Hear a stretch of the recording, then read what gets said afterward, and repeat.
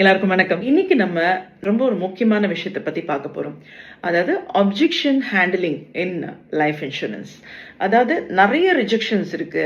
இந்த பிசினஸை எடுத்தா நம்ம ஒரு விஷயத்த இன்வெஸ்ட் பண்றீங்களா, இந்த பிசினஸை எடுக்கிறீங்களான்னு கேட்டாலே நோ, எனக்கு வேண்டாம் இப்படி சொல்றது தான் பார்க்குறோம். இதை மீறி நம்ம இதை சக்ஸஸ் பண்ண முடியுமா அப்படிங்கிற பயத்தினாலேயே இதை ஒரு ஆப்பர்ச்சுனிட்டியாக யாரும் எடுக்கிறது இல்லை.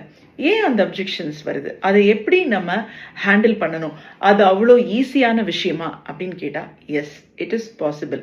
அதுக்கு நமக்கு கொஞ்சம் பொறுமை வேணும், கொஞ்சம் புரிதல் இருக்கணும். நம்மளால பிராண்டிங் பண்ண தெரியணும். எதையும் டிபெண்ட் பண்ணி இல்லாமல் கரேஜோட ஒரு கான்ஃபிடென்ஸோட நாம் அந்த விஷயத்தை கொண்டு போய் சேர்க்கணும். ஸோ இந்த மாதிரியான அப்ஜெக்ஷன்ஸை எப்படி ஹேண்டில் பண்ணலாம், நான் எப்படி ஹேண்டில் பண்ணிட்டு இருக்கேன் அப்படிங்கிறத பற்றி தான் உங்ககிட்ட டீட்டெயிலாக பேச போகிறேன். ஸோ வெயிட் பண்ணுங்க, ஃபுல் டீட்டெயில் வீடியோ வந்துட்டே இருக்கு. பாய், நன்றி.